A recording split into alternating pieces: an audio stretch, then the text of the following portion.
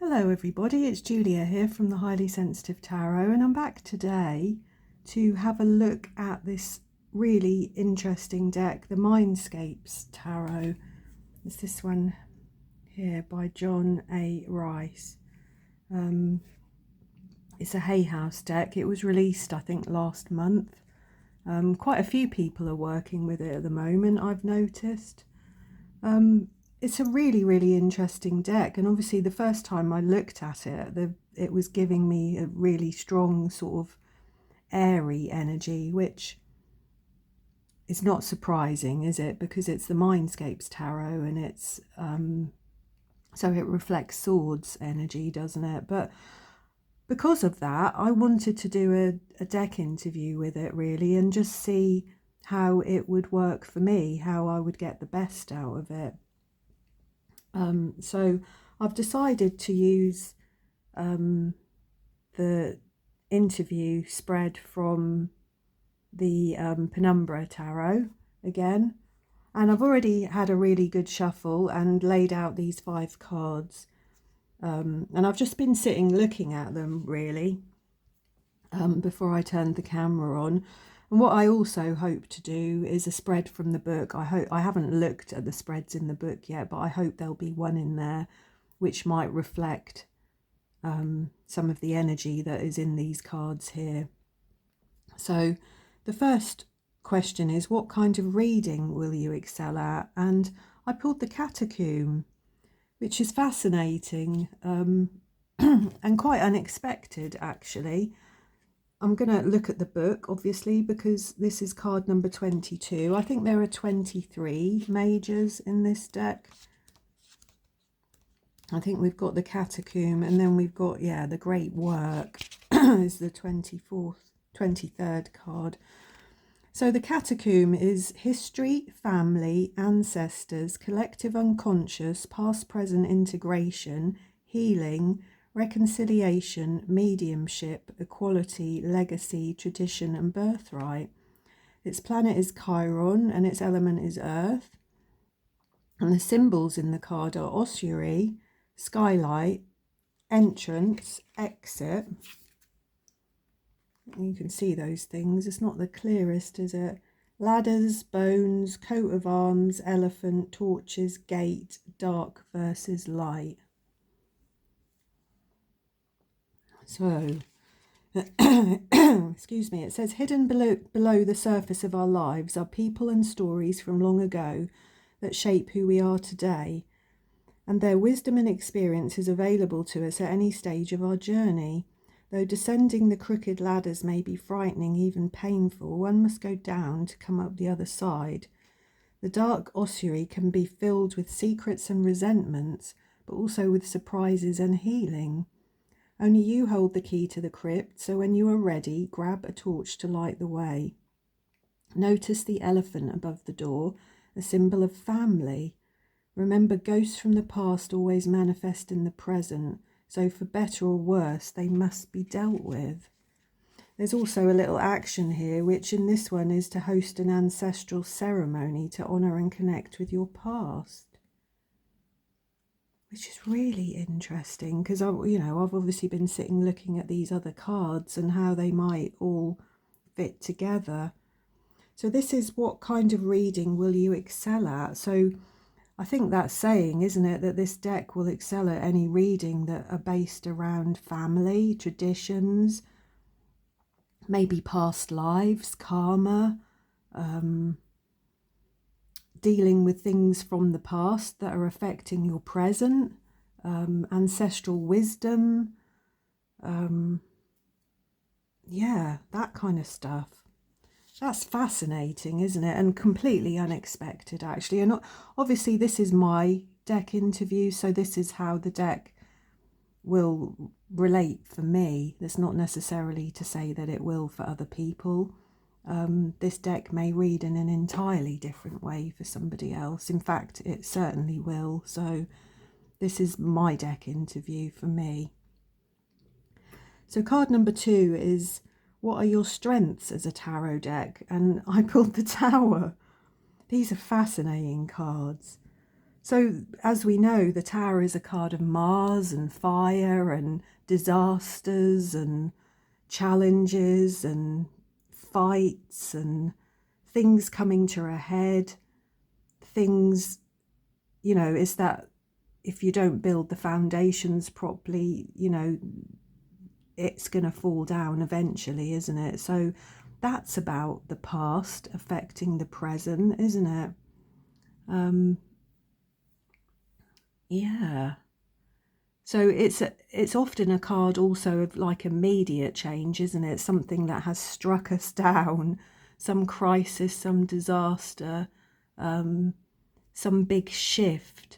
You know, it can sometimes be illness, but it also talks about the need to rebuild, doesn't it, and reconstruct things. So it's very definitely a card of dealing with things from the past that are affecting your present.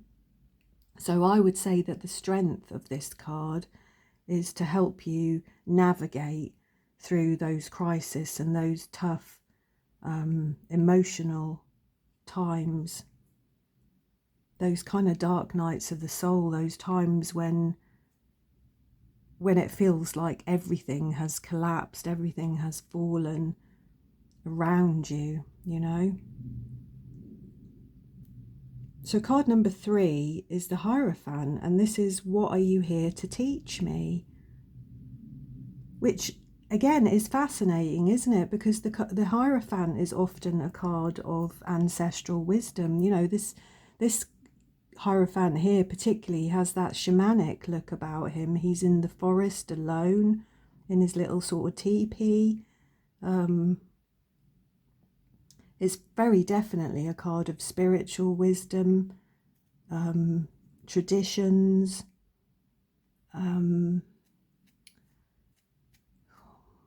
faith. I mean, sometimes, you know, the Hierophant can be about establishment, traditions, things like that. But this particular Hierophant has got a very shamanic look about it, hasn't he?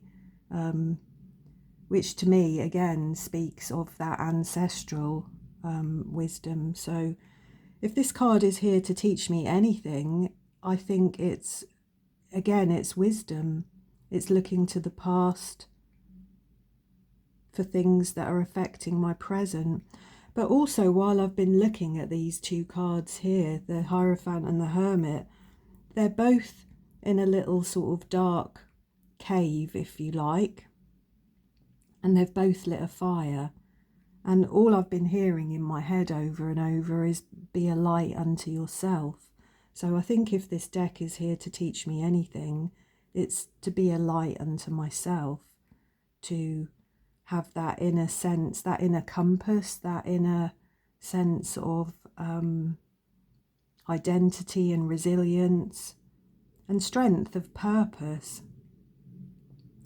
So card number 4 is, how can I best connect with you? And this is a fantastic card for that question, isn't it? How can I best connect with you? Being the Hermit is like, the Hermit has taken a series of steps here to get up to this cave. He's prepared his little environment for somewhere to retreat to. He's lit his fire.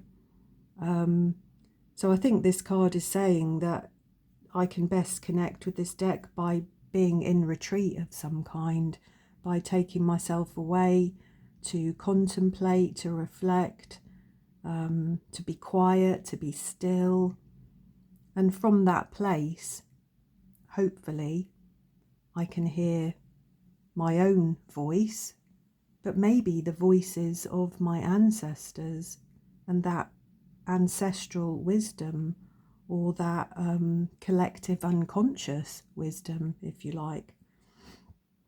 So the King of Stones is what card sums you up the best, which after these 4 very strong majors was a surprise, but again, maybe not, because the King of Stones is also very concerned with family and traditions and stability. The King of Stones, I would assume, is the King of Pentacles. So this is somebody that's very reliable and steady, somebody who likes abundance in their physical world, in their material world, that likes to look after their family. It's like in this picture, he sat up here counting his money, recording that, but looking out over this whole kingdom here of all of his people, all of their lives. And he's up and he's removed from them, isn't he? Just like the Hierophant has removed himself, the Hermit has removed himself. So yeah, what card sums you up the best? The loyal, orderly, structured, friendly, I feel. I always feel the King of Pentacles would be a very friendly type of person. Somebody that would almost be like a role model, somebody that you would look up to. And in fact, if you were down here, you would definitely be looking up to him, wouldn't you? Somebody who's definitely in charge, in control. So yeah, what an interesting deck interview this is. And while I was looking at these earlier when I first drew them, I was trying to think of oracle cards that would pair with this deck. And as soon as I saw, you know, the overall energy of this deck, it made me think of this deck here, the John Richardson's Past Lives Revealed, which I think will fit aesthetically with this deck really well. Because it's not an easy deck to pair, I don't think, is it? But I think it has some of the, well, let's have a look through them and see what's here. Actually, I don't want to move the cards that I've got down there on the table just yet. So what have we got here? So we've got Solo on the top, which already is the Hierophant, the Hermit, and the King of Stones up there on his own.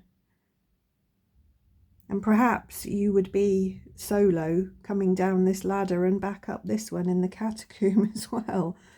Life lessons. The Shaman. Wow. I said that, didn't I? This is a very shamanic type of Hierophant here. Ships. The Traveller. Strength and Power. Your Soul Path. Trust and Faith. The Mother. The Luddite. The Jester. The Artist. So yeah, I mean, looking at these, I can already see how these cards would help me with this deck. I've never done any real sort of formal ancestral work with my tarot cards, but perhaps that will be something that I will look at with this deck. Or it may definitely support me in some of the challenges that I have in life at the moment. You know, my parents are advancing in age. They're, you know, needing the support of their family more and more. There are certainly changes afoot within my family and things that I'm having to adjust myself to. So perhaps this deck will be helpful for me in that way going forward. So I'm just going to pause the video and I'm going to collect everything up and then get the guidebook and see if I can find a spread to do. Well, to be honest, that's a little bit of a disappointment. I was just having a look here. There are only two spreads in this guidebook. One is the Clarity spread, which is basically just a 3-card spread with a wild card. And then there is a window pane spread. So I'm going to do the window pane spread, even though it's not particularly relevant to the deck interview that I just did. This is, it says, I invented this spread to identify and navigate blocks in my life To perform the reading, approach the cards with a particular struggle in mind and shuffle the deck. So in this, I'm not going to lay them out like this because I don't think I'll fit them all under the camera, but basically the fifth card is the latch card. This is the card that reveals your subconscious mind and the heart of the matter. And then top left is how my subconscious influences me, and so on. So I have already shuffled these cards pretty well. So what was this? So this is to identify and navigate blocks in my life. So I'm going to read this as if this is for somebody else, for a querent sat across from me. I'm not going to read it as if it's personal to myself, even though I have many blocks in my life to navigate. So could I have 5 cards, please, to provide some clarity around a block, an issue? So we have the Ace of Branches, ooh, the Ace of Tides, Judgment, the Seven of Stones, and then the Latch card, which is the Page of Stones.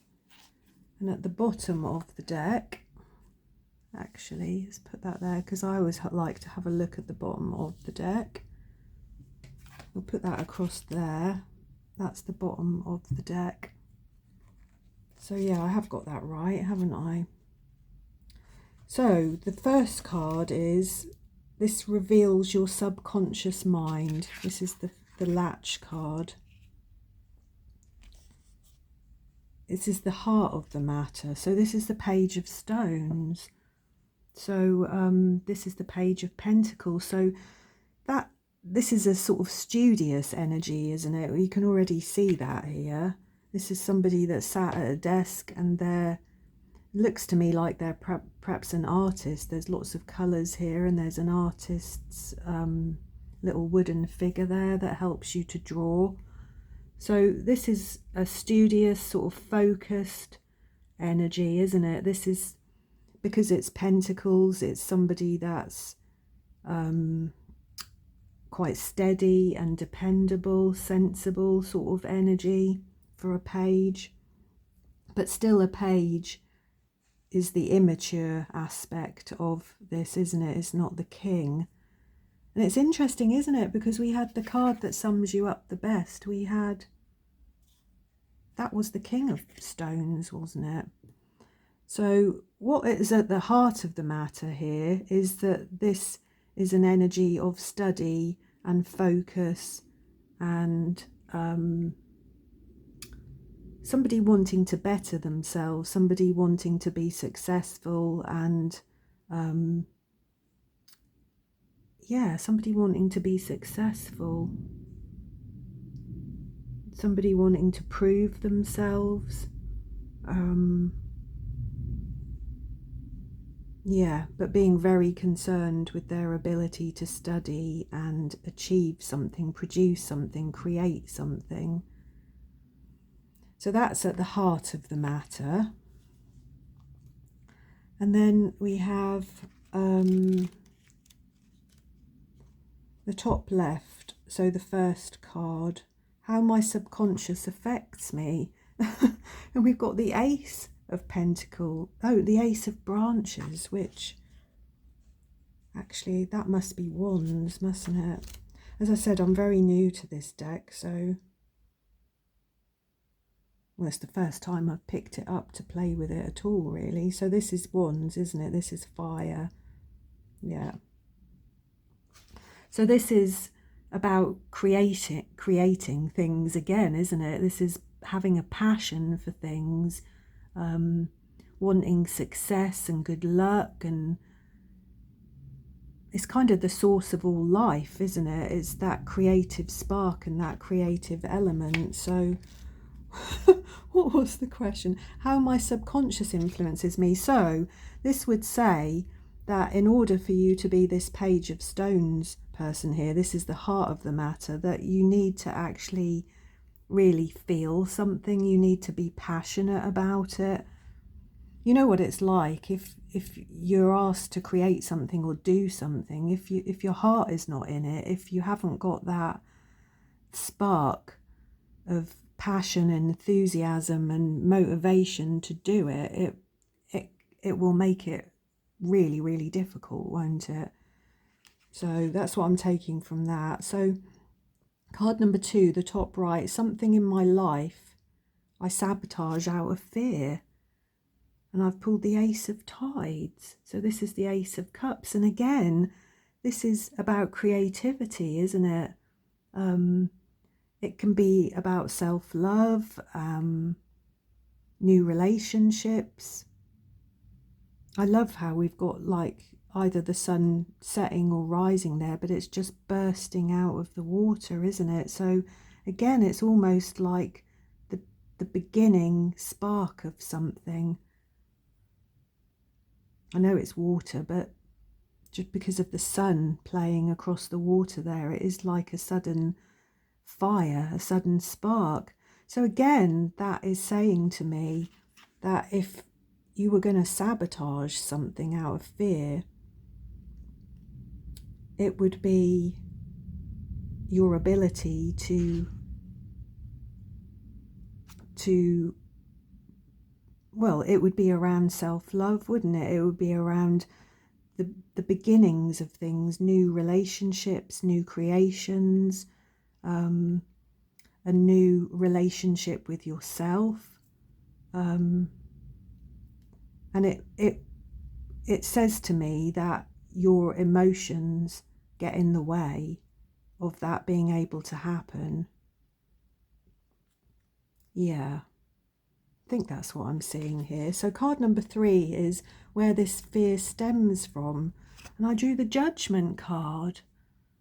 And the Judgment is about awakening and rebirth and opportunities, having a sort of inner calling.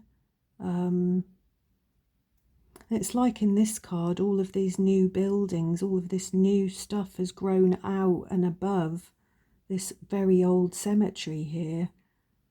And this is interesting as well, isn't it? Well, I've just, I just said the word rebirth, and obviously when I did the deck interview, it was about, I had a very strong past lives and ancestry and healing the past. So with this question, where this fear stems from, perhaps it even stems from something from another lifetime, or a refusal to move and transition and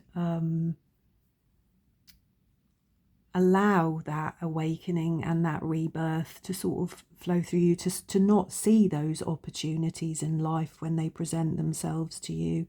And that may well be because of your emotional state, that it's making it difficult for you to access your passions and opportunities that come your way.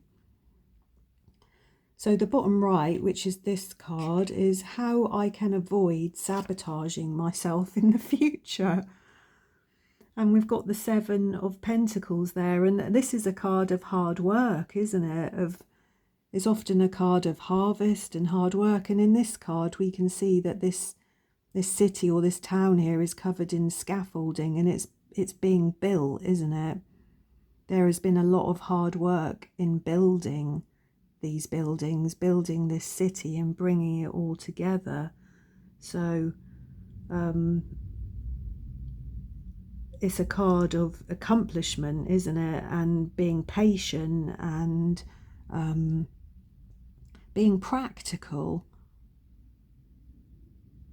So yeah, I think what this is saying, that to avoid sabotaging yourself in the future would be to focus on the task in hand, to try and be methodical about it, and to not allow your emotional state to overwhelm you,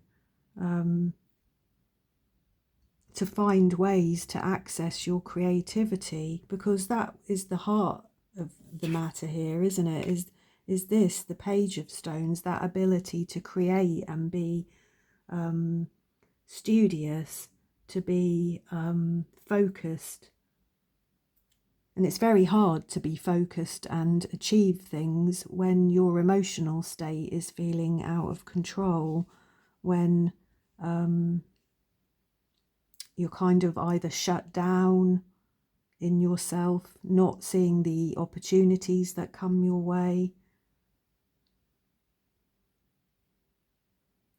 not allowing yourself to see your own progress. Also, I feel from this card,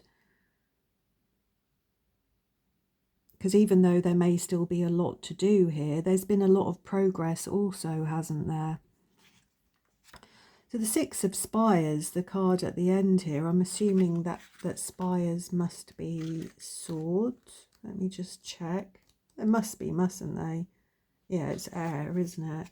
So this is the Six of Swords, which is at the bottom of the deck, which is a card of transition and moving forward and travel and change and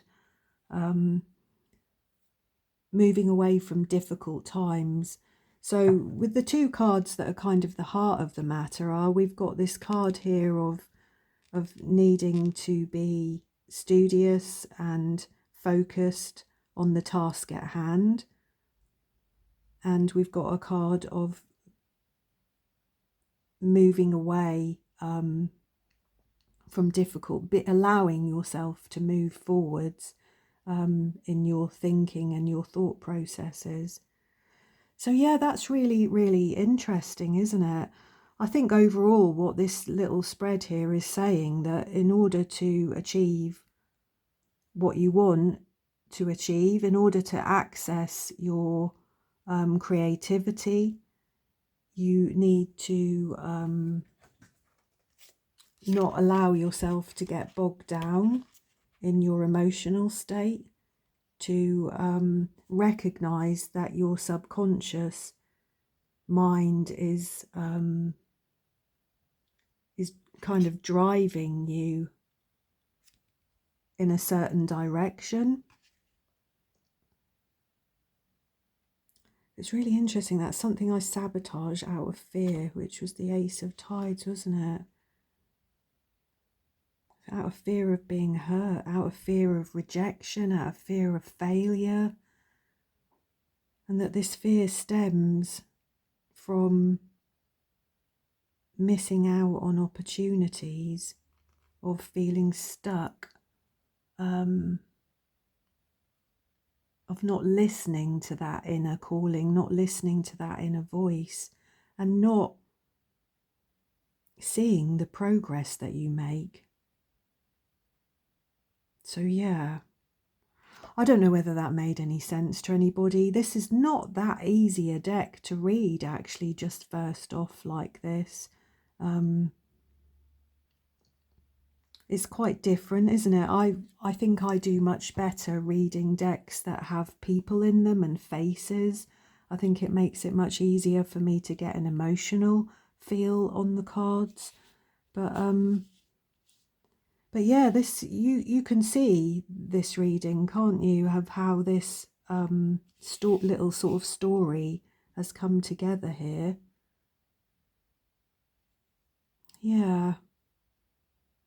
So anyway, I hope that you enjoyed listening. I hope that you've enjoyed having a little look at the Mindscapes Tarot here, and also these past life cards, which I think I'm going to pair up with this deck, and I'm going to see whether it leads me towards any sort of insights, sort of, you know, ancestral insights, and